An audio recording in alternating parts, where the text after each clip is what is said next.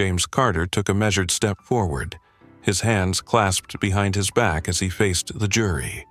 His voice carried a quiet fire, deliberate and precise, cutting through the lingering tension in the courtroom. For over 2 decades, Richard Sterling built a fortune by exploiting trust, he began, his gaze sweeping across the 12 faces watching him. He siphoned millions from his own company, hid it in shell corporations, and silenced anyone who dared to question him. He thought his wealth was a fortress, that no one could touch him. Today, we prove otherwise. The jury learned in some scribbling notes, others staring intently at Sterling. The retired teacher in the front row adjusted her glasses, her expression hardening. Carter walked to the evidence table and picked up a thick binder, holding it up for effect. "This contains bank records, emails, and sworn testimonies," he said. "Proof that Mr. Sterling knowingly diverted funds, evaded taxes on a massive scale, and threatened a whistleblower into silence. He didn't just break the law, he shattered lives." Sterling shifted in his seat, crossing one leg over the other, his expression still a mask of disinterest. He glanced at his watch, a subtle flex of control, as if this were a minor inconvenience he'd soon dismiss. His attorney, Michael Vaughn, rose smoothly, his voice polished and confident. "Your Honor, the prosecution is weaving a tale based on conjecture," he said, adjusting his cufflinks, a mirror of his client's nonchalance. "Mr. Sterling is a businessman, not a criminal. These accusations lack substance, and we'll dismantle them piece by piece." Judge Evelyn Harper nodded once, her face unreadable. "Noted. Prosecution proceed." Carter didn't hesitate. He turned to Sterling directly, his tone sharpening. "Mr. Sterling, would you like to address the court?" For the first time, Sterling moved beyond a casual adjustment.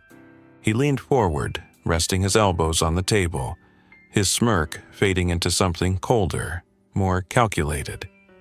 "No," he said, his voice low and dismissive, before sitting back again, eyeing Carter like an annoyance not worth his time. The prosecutor pressed his lips together, unfazed, and returned to his table.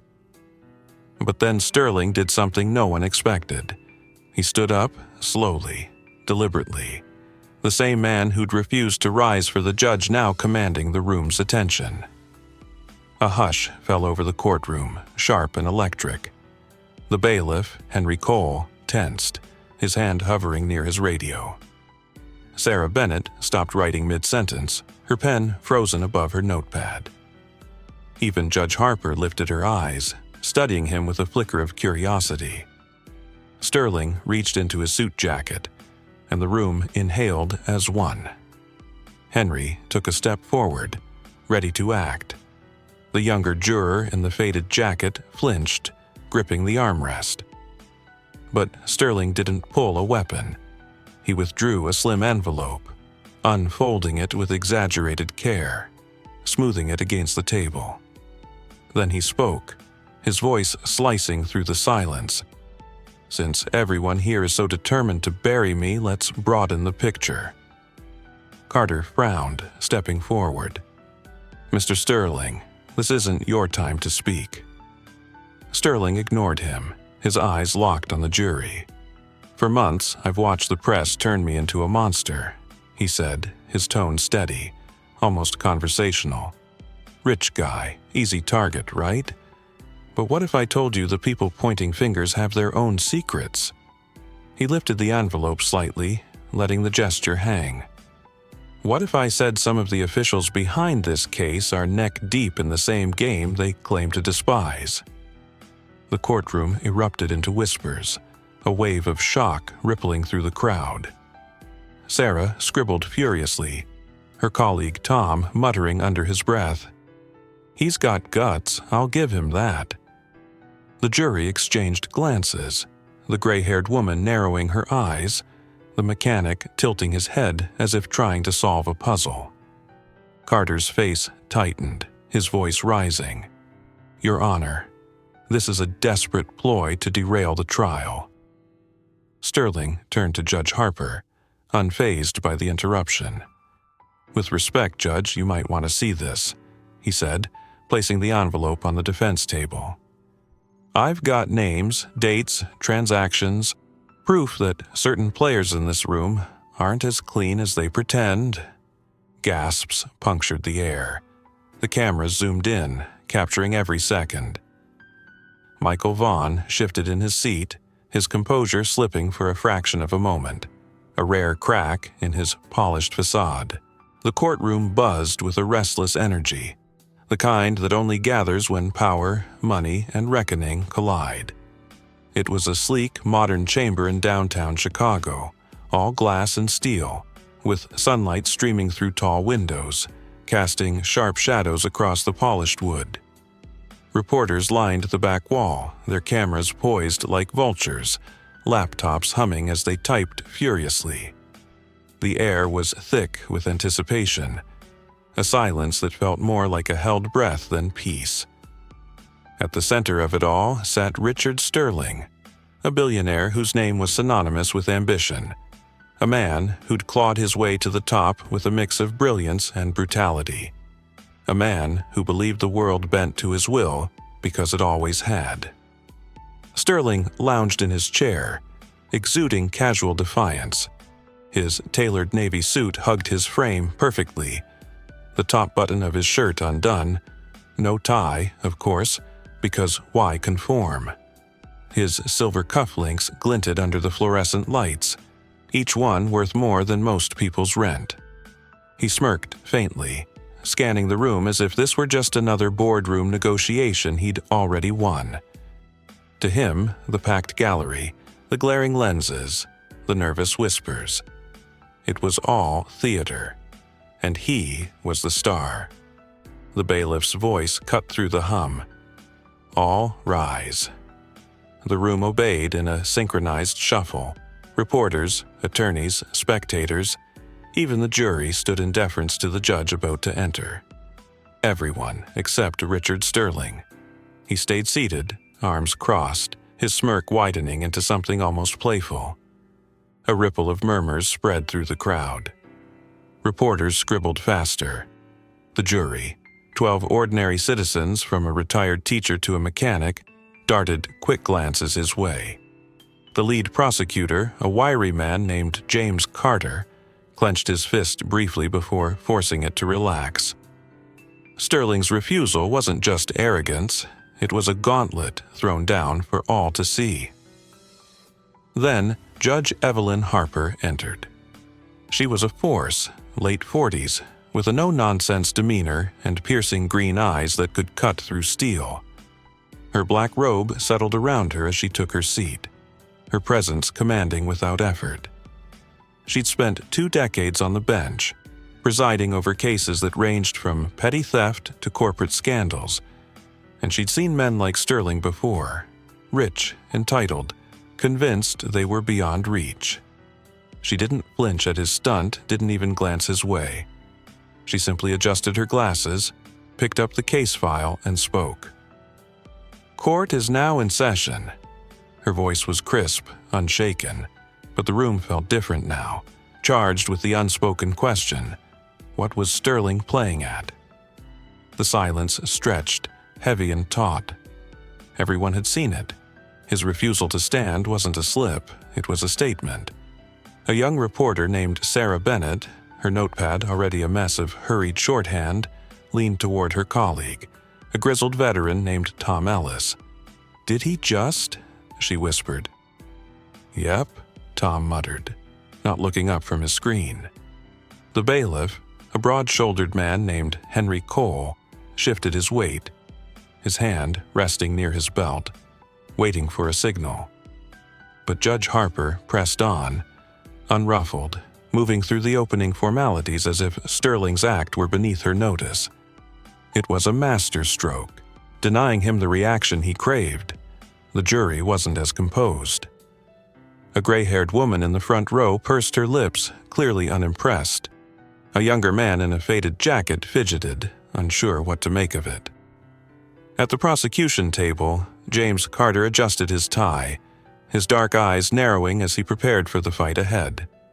Sterling's legal team, a trio led by a slick, silver-haired attorney named Michael Vaughn, sat still, their expressions practiced and blank. They'd seen Sterling pull stunts before, they were paid millions to smooth them over, but even they sensed this was different. This wasn't just another rich client. This was Richard Sterling, a man who'd spent 30 years rewriting rules to suit himself, facing a judge who didn't bend. The cameras caught it all. Footage of Sterling's defiance was already streaming live, racing across news sites and social media, sparking a storm of outrage and fascination. But Sterling, he looked bored, like a man who'd already calculated every move, every outcome. Then the charges came, and the room tilted. James Carter stood, smoothing his jacket, his voice steady but edged with steel. "Your Honor, the state presents its case against Richard Sterling, charged with embezzlement, tax evasion, and witness tampering." The words landed like a thunderclap. Even though the accusations had leaked weeks ago, hearing them aloud in this sterile courtroom made them real. Sterling tilted his head slightly, adjusting a cufflink, his indifference unshaken. But those who knew his story understood. He'd never faced a corner he couldn't buy, bribe, or bully his way out of. Until now. Judge Harper leaned forward, her voice cutting through the chaos like a blade. "Mr. Sterling, if you don't sit down, I'll hold you in contempt." Sterling met her gaze, unflinching. "I'm not denying my actions," he said, his words slow and deliberate. "I'm saying, if I fall, I'm taking others with me." The room stilled, the weight of his threat sinking in. Reporters froze, their fingers hovering over keyboards. The air crackled with a new kind of tension, not just about Sterling's fate, but about who else might be hiding in the shadows. For a moment, no one moved. Then Judge Harper spoke, her tone measured but firm. "If you have evidence, you'll present it through proper channels," she said, her eyes locked on his. "But understand this, Mr. Sterling, this court isn't your playground. You don't control the rules here." Sterling's smirk flickered, just for an instant, because for the first time, he faced someone he couldn't intimidate or outmaneuver. The bailiff stepped closer, waiting for her next order. The envelope sat on the table, a silent bomb ticking in the center of the room. The courtroom hung in a brittle silence, every eye fixed on the slim envelope resting on the defense table. Reporters held their breath, cameras rolling, capturing the standoff between Richard Sterling and Judge Evelyn Harper. The billionaire stood tall, his hands still braced against the table, his half-smile teetering on the edge of defiance. He'd thrown down a challenge, daring the room to unravel his claims, and now the air pulsed with uncertainty. Who else was guilty? How far did this web stretch? Judge Harper tapped her gavel once, a sharp crack that staggered the rising whispers. "Mr. Sterling," she said, her voice calm but unyielding. "Place that envelope on the table and sit down. Now." Sterling hesitated, his fingers lingering on the paper, then complied with a slow, deliberate motion.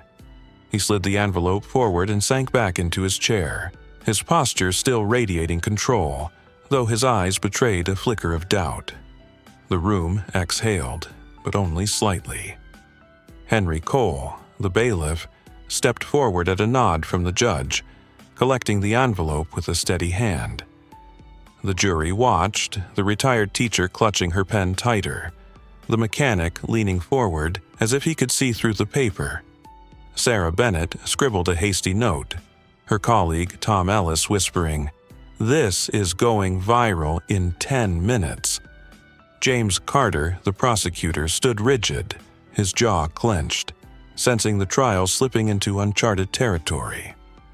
Sterling's attorney, Michael Vaughn, adjusted his tie, his face a mask of calculated neutrality, though his quick glance at his client hinted at unease. Judge Harper took the envelope from Henry and set it aside without opening it. Sterling's throat tightened, a subtle bob of his Adam's apple the only sign of strain. "You're not going to look at it?" he asked, his tone edged with disbelief. The judge met his gaze, unflinching. "This is a court of law, Mr. Sterling, not a bargaining table," she said. "Your attempt to shift blame doesn't erase the evidence against you." Her words landed like stones, each one chipping away at his carefully constructed armor. The room stilled, the weight of her authority settling over everyone. "The state has presented a case built on years of investigation," she continued, her voice steady and piercing. "Bank statements, witness accounts, audio recordings, all proving you embezzled funds, evaded taxes, and tampered with witnesses. Your last-minute accusations don't change facts." Sterling swallowed, his fingers curling into fists beneath the table. For the first time, the man who'd spent a lifetime bending reality to his will looked cornered. Judge Harper paused, letting the silence press against him. "Therefore, this court finds you," she said, her eyes locked on his, "guilty on all counts." The verdict hit like a shockwave. Gasps erupted from the gallery. Reporters surged into action, fingers flying across keyboards, cameras flashing in a frenzy. The jury nodded, some with grim satisfaction, others with quiet resolve. Sarah scribbled "guilty" in bold letters, underlining it twice. Tom muttered, "He's done." Sterling didn't move, his face a blank slate as the chaos swirled around him. Judge Harper wasn't finished. "You built your empire on deceit, Mr. Sterling," she said, her tone cutting deeper than any shout. "You believed money could rewrite justice, that power could shield you. Today, you learned otherwise. This court serves the law, not your wealth." His lips pressed into a thin line, his gaze dropping to the table. The room watched, stunned, as the untouchable titan began to crack. "Bailiff," Judge Harper said, her voice unwavering, "remove the defendant." Henry Cole stepped forward, placing a firm hand on Sterling's arm. The billionaire stood, his movements stiff, almost mechanical. Handcuffs clicked around his wrists, the sound echoing in the hushed courtroom. Cameras flashed relentlessly, immortalizing the moment Richard Sterling, the man who'd once owned Chicago's skyline, was led away in chains.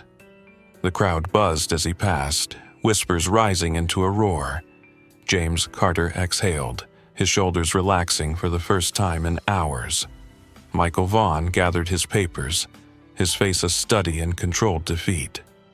The jury filed out, the retired teacher casting one last glance at Sterling's retreating figure, her expression unreadable. Sarah and Tom were already drafting headlines. "Billionaire falls. Justice prevails." Sterling didn't look back. His empire, his arrogance, his belief in his own invincibility, all of it crumbled in that sterile courtroom. He'd spent decades amassing wealth, but it couldn't buy the one thing he needed now, a way out. As the doors closed behind him, the world outside erupted. News alerts pinging across phones, social media ablaze with the story of his downfall.